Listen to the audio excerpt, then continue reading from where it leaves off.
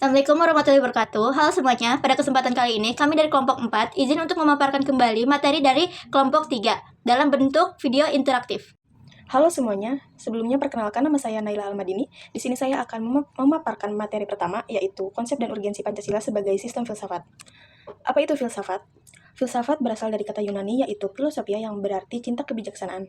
Secara umum, filsafat adalah ilmu pengetahuan yang menggunakan akal budi untuk menyelidiki masalah-masalah umum dan mendasar tentang kehidupan, alam, manusia, dan Tuhan secara mendalam. Filsafat berusaha mencari sebab-sebab hakiki dan kebenaran terdalam dari segala sesuatu, serta memberikan pandangan hidup yang menyeluruh dan sistematis. Lalu, apa itu sistem filsafat? Sistem filsafat adalah susunan ide atau gagasan filsafat yang disusun secara sistematis, runtut, dan terpadu sehingga membentuk suatu kesatuan yang utuh. Sistem filsafat ini menjadi kerangka berpikir yang terorganisasi untuk memahami dan menjelaskan segala fenomena secara kohesif dan konsisten, termasuk hubungan antar konsep dan teori dalam filsafat itu sendiri. Lalu, pengertian menurut watak dan fungsi. Nah, dari segi watak, filsafat ini bersifat radikal, universal, dan juga sistematis. Dari segi fungsi, filsafat ini berperan sebagai pandangan hidup, alat kritis untuk menganalisis dan nilai kehidupan, serta sebagai dasar dalam mencari kebenaran dan pengembangan ilmu pengetahuan. Filsafat ini juga berfungsi sebagai pedoman dalam bertindak dan mengambil keputusan yang rasional serta bermoral. Pancasila sebagai sistem filsafat. Pengertian dari Pancasila sebagai sistem filsafat. Pancasila sebagai sistem filsafat adalah suatu kesatuan ide, nilai, dan pandangan yang saling terkait dan membentuk suatu sistem yang terpadu dan konsisten. Sistem ini berisi nilai-nilai dasar filosofis seperti ketuhanan, kemanusiaan, persatuan, kerakyatan, dan keadilan yang menjadi landasan ideologi bangsa Indonesia. Pancasila bukan sekadar 5 sila yang berdiri terpisah, melainkan sebuah kesatuan yang hierarkis dan saling melengkapi. Hasil dari perenungan mendalam para pendiri bangsa yang mengandung refleksi kritis dan rasional atas keadaan masyarakat dan budaya Indonesia. Lalu penerapan Pancasila sebagai sistem filsafat. Penerapan Pancasila sebagai sistem filsafat dapat dilihat dalam sikap, tingkah laku, dan tindakan sehari-hari bangsa Indonesia yang mencerminkan nilai-nilai Pancasila. Contohnya, menjaga kerukunan dan toleransi antarumat beragama, mematuhi peraturan dan hukum yang berlaku, serta membela dan mencintai negara dengan menjalankan kewajiban sebagai warga negara. Lalu selanjutnya ada konsep utama. Di sini terdiri dari 5 konsep. Yang pertama ada kesatuan sistem atau majemuk tunggal, lalu yang kedua susunan hierarkis dan piramidal, yang ketiga dasar pemikiran dan pandangan dunia, yang keempat fungsi sebagai pedoman, dan yang kelima nilai-nilai fundamental. Yang pertama, kesatuan sistem atau majemuk tunggal. Pancasila ini merupakan suatu kesatuan yang bulat dan utuh, di mana setiap sila tidak berdiri sendiri-sendiri, melainkan saling berkaitan dan melengkapi satu sama lain. Sila kelima membentuk suatu sistem yang majemuk tetapi tunggal, sehingga Pancasila harus dipahami secara menyeluruh sebagai satu kesatuan. Lalu yang kedua, susunan hierarkis dan piramidal. Sila-sila dalam Pancasila ini disusun secara hierarkis dan piramidal dengan sila pertama sebagai dasar utama yang meliputi dan menjiwai sila-sila berikutnya. Dengan demikian, ada tingkat kepentingan dan saling keterkaitan antara sila-sila yang membangun struktur yang kokoh dan terorganisasi. Lalu yang ketiga, ada dasar pemikiran dan pandangan dunia. Pancasila ini sebagai sistem filsafat yang memuat dasar pemikiran dan pandangan tentang dunia, manusia dalam ringkasan dengan Tuhan, sesama manusia, alam, serta negara dan masyarakat. Pancasila merefleksikan nilai-nilai ontologis, epistemologis, dan aksiologis tentang hakikat kehidupan dan kehidupan bermasyarakat yang berkeadilan. Lalu yang keempat ada fungsi sebagai pedoman. Fungsi sebagai pedoman, Pancasila ini berfungsi sebagai pedoman dan pegangan dalam sikap, berperilaku buruk, dan bertindak sesuai dengan nilai-nilai luhur bangsa Indonesia. Sebagai sistem filsafat, Pancasila menjadi dasar dalam pembuatan kebijakan negara, hukum, serta menjadi norma dalam kehidupan sosial, politik, dan budaya. Lalu yang terakhir ada nilai-nilai fundamental. Nilai-nilai dasar dalam Pancasila meliputi ketuhanan, kemanusiaan yang adil dan beradab, persatuan, kerakyatan yang dipimpin oleh hikmat kebijaksanaan, dan keadilan sosial. Nilai-nilai ini merupakan inti pokok dan tidak dapat dipisahkan dari satu sama lain yang menjadi landasan moral dan etika bangsa. Untuk materi selanjutnya akan dipaparkan oleh rekan saya. Baik, perkenalkan nama saya Nina Nuraini. Di sini saya akan menjelaskan mengenai alasan diperlukannya kajian Pancasila sebagai sistem filsafat. Kajian Pancasila sebagai sistem filsafat memiliki arti penting karena Pancasila bukan hanya dasar negara, melainkan juga pandangan hidup dan juga sumber nilai bagi bangsa Indonesia. Melalui pendekatan filsafat, kita dapat menggali Pancasila secara lebih mendalam. Dari segi hakikat atau ontologis, cara memperoleh kebenaran atau epistemologis, hingga nilai dan tujuan, yaitu aksiologis. Yang pertama, filsafat Pancasila sebagai sensitivus objektivus. Dalam pengertian ini, Pancasila dijadikan objek kajian filsafat. Artinya, Pancasila dipandang sebagai suatu yang diteliti, dianalisis, dan dipahami dengan menggunakan metode filsafat. Para filsuf atau para pemikir dapat menelaah Pancasila apa maknanya, bagaimana hubungan antar sila, serta bagaimana sila tersebut menjadi dasar kehidupan berbangsa. Kajian ini menekankan pada pemahaman objektif, misalnya melihat Pancasila sebagai sistem nilai, sistem norma, serta pandangan hidup bangsa Indonesia. Contohnya, meneliti makna sila keadilan sosial bagi seluruh rakyat Indonesia secara filosofis. Apa hakikat keadilan, bagaimana penerapannya, dan mengapa penting bagi kehidupan berbangsa. Yang kedua, filsafat Pancasila sebagai senativus subjektivus.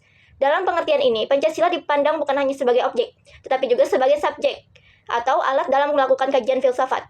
Artinya, Pancasila hanya digunakan sebagai dasar berpikir dan kerangka filosofis dalam menilai, membangun, serta mengembangkan ilmu pengetahuan maupun kehidupan sosial politik. Dengan kata lain, Pancasila bukan hanya sekedar dipelajari secara filosofis, tetapi juga digunakan sebagai pijakan filsafat bangsa Indonesia. Contohnya, dalam mengembangkan demokrasi, kita tidak serta-merta meniru sistem barat, tetapi juga menafsirkannya berdasarkan sila keempat, yaitu kerakyatan yang dipimpin oleh hikmat kebijaksanaan dalam permusyawaratan perwakilan. Yang ketiga, landasan ontologis filsafat Pancasila. Ontologi membahas hakikat sesuatu. Dalam konteks Pancasila, landasan ontologis mengkaji hakikat dari sila-sila Pancasila. Hakikat sila pertama yaitu ketuhanan yang Maha Esa. Manusia adalah makhluk religius, mengakui adanya Tuhan. Sila ini menegaskan dimensi spiritual dalam kehidupan. Yang kedua, kemanusiaan yang adil dan beradab. Manusia adalah makhluk yang bermoral dan beradab. Sila ini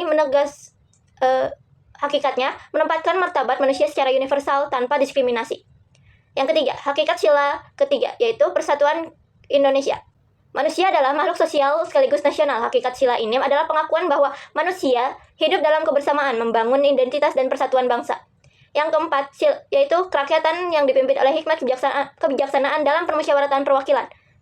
Hakikat manusia sebagai makhluk politik atau zoon politikon yang menyelesaikan masalah bersama melalui musyawarah dan bukan kekerasan. Dan yang terakhir, sila kelima, yaitu keadilan sosial bagi seluruh rakyat Indonesia. Manusia adalah makhluk yang menghendaki keadilan. Sila ini menegaskan distribusi keadilan dan segala aspek kehidupan. Dengan demikian, secara ontologis, Pancasila bersumber pada hakikat manusia Indonesia yang religius, bermoral, sosial, politik, dan adil. Lalu selanjutnya yang keempat adalah landasan epistemologis. Epistemologi membahas tentang asal-usul, sumber, serta cara memperoleh pengetahuan. Pengetahuan Pancasila berasal dari satu, nilai-nilai budaya bangsa Indonesia, yaitu adat, tradisi, kearifan lokal, dan sebagainya. Kedua, pengalaman historis perjuangan bangsa melawan penjajah. Yang ketiga, pemikiran para pendiri bangsa atau the founding fathers yang menenggali nilai dari kepribadian bangsa sendiri. Cara memperoleh pengetahuan Pancasila itu melalui refleksi filosofis atau merenungkan hakikat manusia dan kehidupannya. Juga melalui dialog dan musyawarah seperti yang terjadi pada sidang BPUPKI maupun sidang PPKI. Dan melalui pengalaman hidup bersama sebagai bangsa Indonesia.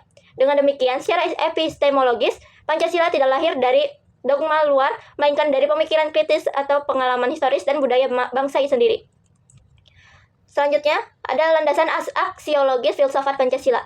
Aksiologi membahas tentang nilai dan tujuan. Dalam konteks, Pancasila membicarakan nilai-nilai Pancasila dan bagaimana nilai itu diwujudkan dalam kehidupan nyata.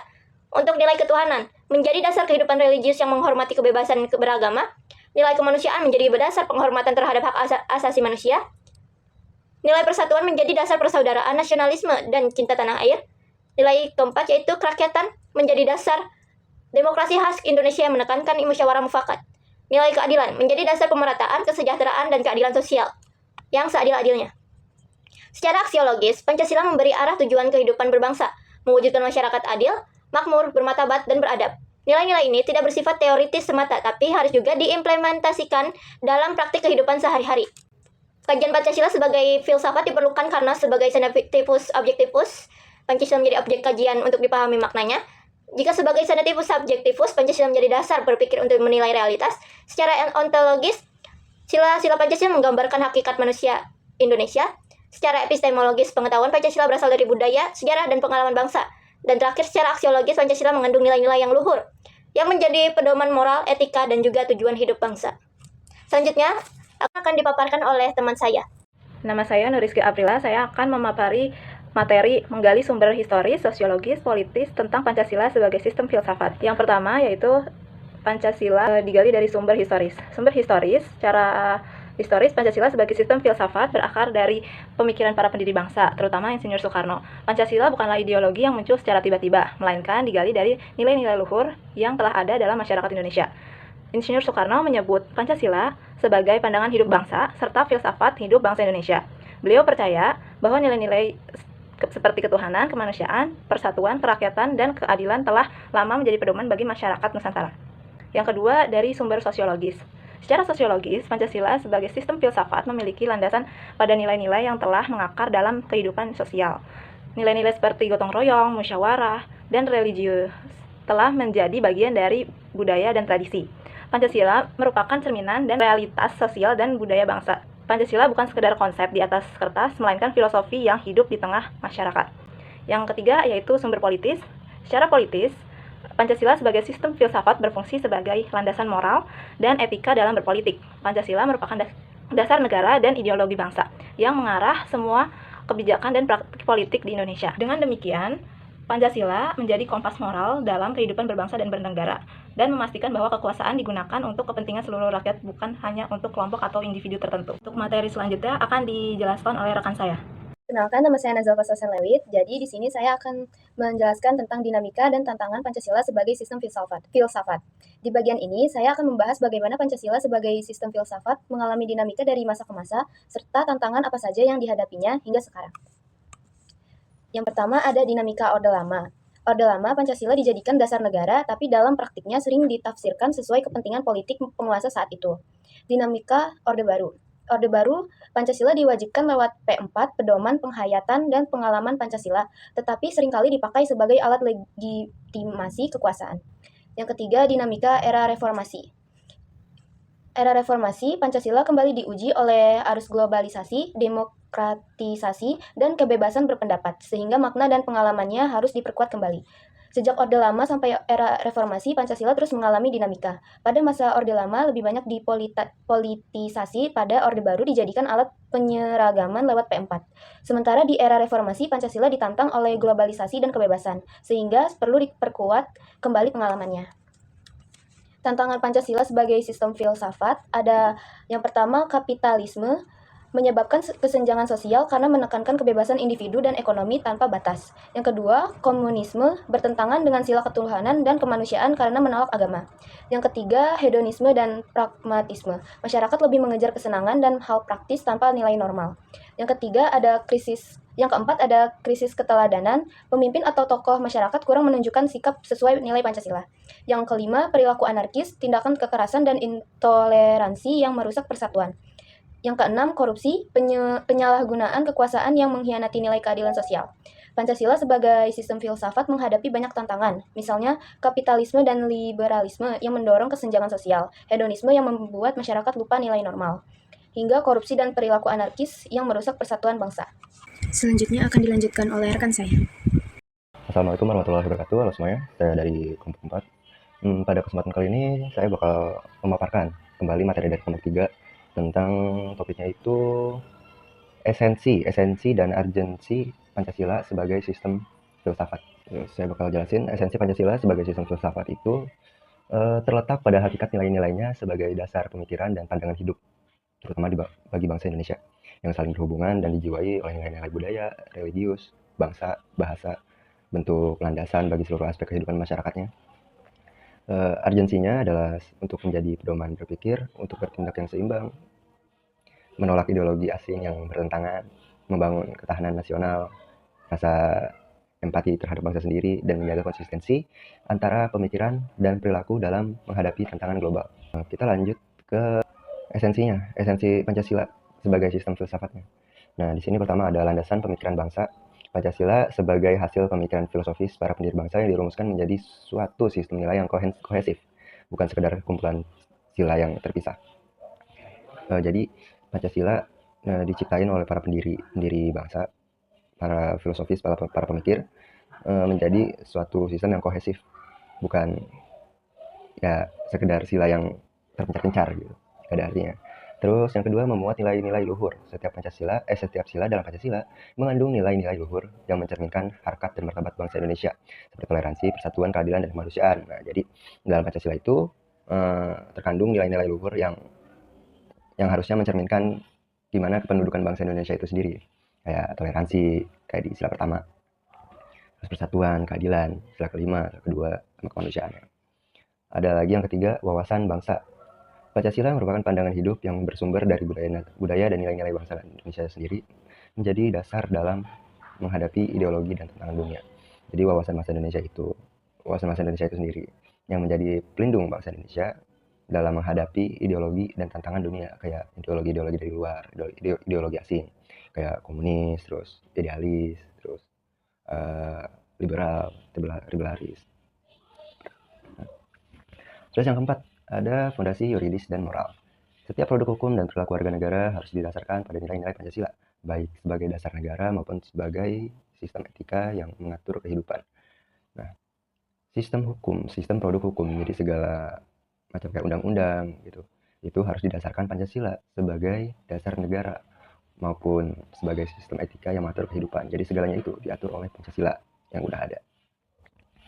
Lanjut ke urgensi Pancasila sebagai filsafat, sebagai sistem filsafat. Yang pertama ini ada pedoman perilaku dan pemikiran, menjadi dasar untuk menanam nilai-nilai filosofis pada masyarakat, terutama generasi muda, agar memiliki pemikiran yang luas, komprehensif, dan tindakan yang sesuai dengan nilai-nilai luhur. Apa contohnya? Jadi, pedoman perilaku pemikiran sebagai agar generasi muda saat ini itu memiliki pemikiran-pemikiran yang luas dan dapat bertindak sesuai dengan nilai-nilai luhur bangsa yang ada, kayak dari Pancasila. Yang kedua, membangun ketahanan ideologi. Nah, kayak yang tadi tuh, untuk mempertahankan ideologi Pancasila ini sendiri dan mempertahankan diri dari ideologi-ideologi asing, komunis, liberalis, kayak semacamnya lah. Lalu yang ketiga, memulihkan jati diri bangsa. Ya, membangun kesadaran bahwa Indonesia memiliki identitas pemikiran yang berakar dari nilai-nilai budayanya sendiri, sehingga mampu menjaga martabat dan harga diri bangsa di kancah internasional. Ya, seperti Indonesia ini dalam Pancasila dan Pancasila harus mampu untuk mempertahankan identitas dirinya sendiri, identitas bangsanya sendiri di dalam kancah internasional, gitu. Jadi nggak terlalu mepet ke ideologi ini, nggak terlalu mepet ke budaya ini. Gitu. Kita harus punya budayanya sendiri. Gitu. Terus ada yang keempat, menjaga keseimbangan, membantu menciptakan keseimbangan antara tindakan dan pemikiran, serta menangkal perilaku amoral dan mental lemah yang dapat merusak tatanan sosial. Nah, di Pancasila itu sendiri, kita ini diwajibkan buat segalanya berdasarkan Pancasila, kayak dari undang-undang tadi yang udah sebutin, terus dari tuntunan kehidupan. Nah, menjaga keseimbangan ini, kita ini biar kita nggak sewenang-wenang buat hidup dalam menyandang nama bangsa Indonesia itu. Di sini disebutkan serta menangkal perilaku amoral dan mental yang lemah. Tentunya itu bakal ngerusak banget tatanan sosial, kayak hidup jadi nggak rukun, nggak ada toleransi segala macam. Nah, lanjut ke nomor 5, acuan menghadapi globalisasi. Nah, ini yang paling susah, Cok. Memberikan landasan yang kuat sebagai panduan hidup dalam menghadapi tantangan era globalisasi dan revolusi industri. Nah, kenapa susah? Karena saat ini itu globalisasi udah nggak bisa terkontrol ya, kalau bisa dibilang ya. Budaya-budaya asing masuk, budaya sendiri bahkan udah ada yang punah gitu. Gimana cara kita menghadapinya ya? Yang pertama itu kudunya meningkatkan rasa nasionalisme kita, terus menguatkan keimanan kita terhadap Pancasila ini, agar kita tidak gampang tergoyahkan sama globalisasi yang ada. Oke, misalkan globalisasi ini meningkatkan kualitas negara, misal dari teknologinya, misal dari industrinya, nah bagus. Tapi bagaimana dengan paham-paham lain yang masuk ke Indonesia secara tidak langsung? Nah, di situ dampak negatifnya. Ya, sekian dari saya, Muhammad Fuad. Assalamualaikum.